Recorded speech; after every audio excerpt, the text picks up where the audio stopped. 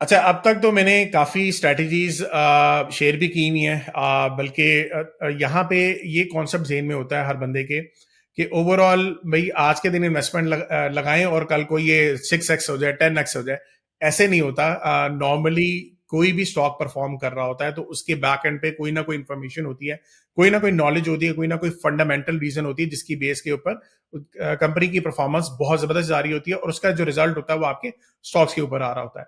So basically मेरी जो strategies हैं उसमें एक तो नंबर वन आपने पहले पढ़ा हुआ है कि इन्वेस्टोजीनी का एक मैंने मॉडल बनाया था, अपने लिए भी बनाया था। और दिस वाज बैक इन जब मैंने बिजनेस कर रहा था तो मैं अपने लिए एक मॉडल डिजाइन कर रहा था जिसमें मैं बेस्ट बिजनेसेस को पिक करना चाह रहा था। और बेस्ट बिजनेसेस में अगर कुछ क्राइटेरियाज अगर देखे जाए तो उसमें सिंपल लॉजिक है। देखेंगे अगर एक बिजनेस आप कर रहे हो तो बिजनेस में क्या क्या चीजें रिक्वायर्ड है। So if you the sales आपकी बढ़नी चाहिए, ठीक है, सिंपल बात है। अब सेल्स कितनी बढ़नी चाहिए ये आपके ऊपर डिपेंड करता है। अगर आप उसके अंदर एक पैरामीटर डाल दो, लेट्स सपोज जैसे मैं पैरामीटर एक डालता हूं कि भाई मुझे हर साल 15% कम से कम इस कंपनी की रेवेन्यू जनरेट होना चाहिए, रेवेन्यू इससे ज्यादा बढ़ना चाहिए, ठीक है। सो अगर आप वो डालेंगे तो सेल्स का एक क्राइटेरिया सेट हो गया, उसमें कंपनी सारी आपकी जो 15% से कम रेवेन्यू जनरेट करेंगी वो सारी फिल्टर आउट होकर साइड पे हो जाएंगी। तो 15% से जो ऊपर जनरेट करेंगी वो आपके पास कंपनीज आ जाएंगी। इसी तरीके से मैं ये कहता हूं कि रेवेन्यू आपका प्रॉफिट में कन्वर्ट होना चाहिए। इसका मतलब है कि प्रॉफिट भी कम से कम आपका 15% से ऊपर जनरेट होना चाहिए। फिर आपका प्रॉफिट मार्जिन जो है, इसमें प्रॉफिट मार्जिन आता है आपका, ऑपरेटिंग मार्जिन आता है आपका, वो बहुत अच्छे तरीके से मेंटेन होने चाहिए। इसी तरीके से आपका जो प्रॉफिट है कैश में कन्वर्ट होना चाहिए। यहाँ पे बहुत बड़े यहाँ पे लोग बहुत मिस्टेक करते हैं। तो जैसे सिस्टम्स जो है वो भी इसीलिए परफॉर्म नहीं कर रहा था कि आपका जो कंपनी का प्रॉफिट था वो कैश में कन्वर्ट नहीं हो रहा था। ऑल्दो अगर आप यहाँ पे देखिए रेवेन्यू बहुत जबरदस्त कंपनी जनरेट कर रही है, प्रॉफिट भी बहुत जबरदस्त जनरेट कर रही है, लेकिन जब आप कैश में जाते हो तो आपको नजर आ रहा है कि कैश जो है वो कुछ अरसे के लिए स्टक हुआ हुआ है। वो कहाँ पे स्टक हुआ हुआ है, that is a separate category. लेकिन इसमें बात अगेन जो सेकंड से थर्ड फैक्टर मैं बता रहा हूँ कि प्रॉफिट्स है आपका कैश में कन्वर्जन होनी चाहिए। जो लास्ट है वो आपका डेप्ट कम होना चाहिए। और लास्ट एक और चीज मैं कहता हूँ, कैश इज किंग। सो अगर ये 5 एलिमेंट्स आपके एक बिजनेस के अंदर मौजूद हैं तो आप ये देख सकते हो कि overall the company will be doing very well. अच्छा, अब इसमें कॉन्सेप्ट जो है अगेन हर चीज के डिफरेंट डिफरेंट होते हैं कि कितना आपका रेवेन्यू होना चाहिए, कितना कैश में कन्वर्जन होनी चाहिए, सारी रेशियोज हैं। तो ये दिस इज वन स्ट्रैटेजी जो जिसको मैं अप्लाई करता हूं। और ये अगेन जो मेरे जो स्टूडेंट्स हैं, इवन आपने भी इसको यूज किया हुआ है। सो उसके तहत जो कंपनीज आपके पास आती हैं आप स्टॉक मार्केट को बीट कर पा रहे हो। ऑल्दो मेरा विजन ये नहीं था कि मैंने स्टॉक मार्केट को बीट करना है, मेरा विजन ये था कि मैंने ओवरऑल कंपनीज ऐसी सिलेक्ट करनी है जो कि उस साल के अंदर 10 बेस्ट बिजनेसेस हो, ठीक है, आउट ऑफ 100, यानी कि 10% ऑफ द बेस्ट बिजनेसेस मैं पिक करूं। उसका रिजल्ट ये निकला कि मेरे पास I was beating the market. और मैं हैरान ये रह गया कि ओवरऑल यार ये इतनी छोटी चीजें होती हैं जो आप कंसिडर भी कर लो तो आप मार्केट को बीट कर सकते हो। So these are the 5 basic things जो आपको एक स्ट्रैटेजीज में देखनी चाहिए। अच्छा, इसके अलावा एक रिसेंट मैंने एक और स्ट्रैटेजी लोगों के साथ शेयर की है, and this is for public as well, आप लोग जाके देख भी सकते हैं। How to find explosive stocks. So explosive stocks में उन स्टॉक्स को कहता हूं जो कि बहुत तेजी से परफॉर्म करते हैं। अच्छा, तेजी से परफॉर्मेंस जाहिर सी बात है हर बंदे को होगा, यार आज के दिन में मैं स्टॉक में इन्वेस्ट करूं, फौरी तौर पे बढ़ना चाहिए।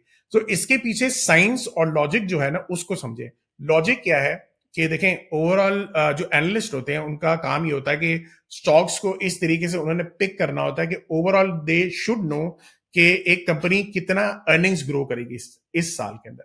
अच्छा, ये तो हो गया एनालिस्ट की रेटिंग्स के, आपने डिसाइड कर लिया कि ये कंपनीज आ गई हमारे पास जिनकी इतनी अर्निंग्स इस साल ग्रो करेगी। अगर वो कंपनी फॉर सम रीजन इससे ज्यादा अर्निंग्स ग्रो कर जाए तो इसका मतलब है कि वो out of the expectations, above expectations ज्यादा अच्छा अपना बिजनेस में वो परफॉर्म कर गई हैं। और जब अच्छा out of expectation, above expectations perform करती हैं तो उनके स्टॉक भागना शुरू कर जाते हैं, ठीक है, या ऊपर बड़े तेजी से परफॉर्म करते हैं। अच्छा, उसकी रीजन क्या होती है? मैंने जिस तरीके से इसको डिजाइन किया है, मैं ये देखता हूं कि ओवरऑल ऑपरेटिंग प्रॉफिट आपका वो प्रॉफिट होता है जो आपका रेवेन्यू सेल्स के बाद जो आपका जो खर्चा होता है, जिसमें कॉस्ट ऑफ गुड्स सोल्ड, आपका रॉ मटेरियल्स के आपने खर्चे वगैरह निकाल दिए, फिर आपने सेलिंग के जो खर्चे होते हैं, एडमिनिस्ट्रेशन के खर्चे, डिस्ट्रीब्यूशन, मार्केटिंग, उसके खर्चे जब आप निकाल दे तो ऑपरेटिंग प्रॉफिट आ जाता है। अच्छा, operating profit and net profit के दरमियान में दे आर सर्टन रेशियोज जो कभी कभार चेंज होती हैं। उसमें एक सबसे बड़ी रेशियो होती है अदर इनकम। अदर इनकम होती है एक कंपनी को कहीं और से पैसा आ जाए। ठीक है, अगर कहीं और से आ रहा है, वो किसी कंपनी ने कहीं डिविडेंड में इन्वेस्टमेंट की हुई है, किसी कंपनी में इन्वेस्टमेंट की हुई है, तो वहां से जो पैसा आएगा वो आपके अदर इनकम में आएगा। अब यहाँ पे जेन में रखें कि ऑपरेटिंग प्रॉफिट के साथ साथ अगर किसी कंपनी को अदर इनकम शार्पली आ जाए और अबव एक्सपेक्टेशन आ जाए, कोई उसने बिजनेस बेचा, उसका पैसा आ गया, या कोई डिविडेंड किसी कंपनी का बहुत ज्यादा आ गया उसको, ठीक है, तो वो भी आपके अदर इनकम में आ जाएगा। तो क्या होगा कि आपका जो नेट प्रॉफिट होगा वो एकदम से शूट कर जाएगा। ठीक है, so this is one logic.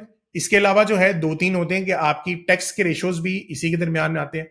So accounting principle के तहत कोई आपके मुल्क में अगर टैक्स कम हुआ है तो वो भी एकदम से आपका प्रॉफिट ज्यादा कर देगा। अगर कोई चेंजेस हुए हैं इन टैक्स लॉज, वो भी आपका प्रॉफिट ज्यादा कर देंगे। इसके अलावा जो है आपकी फाइनेंस कॉस्ट होती है, जो आपने बैंक्स को सूद देना है, तो आपने देखा 22% का इंटरेस्ट रेट था पिछले साल, इस साल जो है वो कम हुआ है। तो जब इस साल कम हुआ है तो कई कंपनीज के यहाँ पे भी फाइनेंस के जो एक्सपेंसेस है वो भी कम हो जाएंगे। तो ये जो स्ट्रैटेजी है, ऑपरेटिंग प्रॉफिट कितना बढ़ रहा है, पहला फिल्टर मैं लगाता हूं कि 20% कम से कम ऑपरेटिंग प्रॉफिट आपका बढ़ना चाहिए। और नेट प्रॉफिट अगर आपका इससे भी ज्यादा बढ़ जाए तो इसका मतलब है कि you are now in an explosive strategy.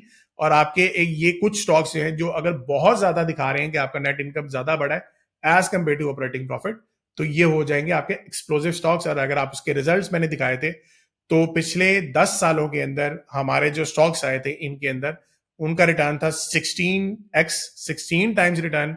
Versus अगर आप KSE 100 की परफॉर्मेंस देखेंगे वो 3.5x है, यानी कि 3.5 गुना स्टॉक मार्केट बढ़ी है, और ये जो स्टॉक्स है वो 16 गुना बढ़े।